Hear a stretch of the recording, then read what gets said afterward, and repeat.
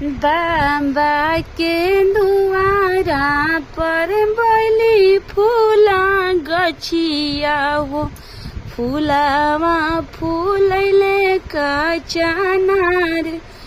चाचा के दुआरा पर बैली फूला गछिया हो, फूलावा फूलैले कचनार।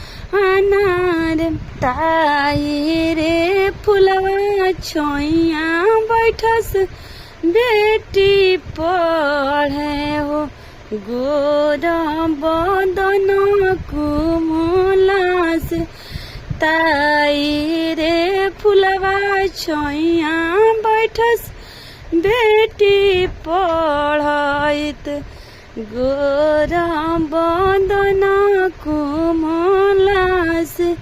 घर में से वर जल गावेलिया माहो, घर में से वर जल गावेली चाची हो।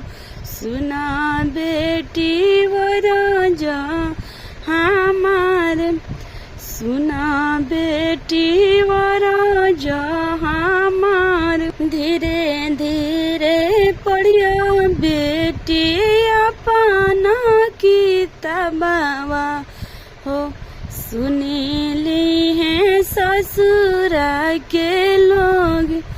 धीरे धीरे पढ़िया बेटी अपनी किताबवा हो, सुनीली है ससुरा के लोग। काहे डर तारुआ माँ ससुरा के लोग से, काहे डांटी देलू तू हमके। काहे डरेलू चाची ससुरा के लोग से, काहे हमके देलू तू डांट। काहे डरेलू भाभी ससुरा के लोग से, काहे हमके देलू तू डांट। सुनीली है ये बेटी ससुरा के लोगावा हो, भेजी दी है डोलिया कहाँ रे। देख सुनीली है ये बेटी ससुरा के लोगावा हो, भेजी दी है डोलिया कहाँ रे। आई जाई है ये बेटी दूल्हा है कौन दूल्हा, ले जाई है डोलिया फाना।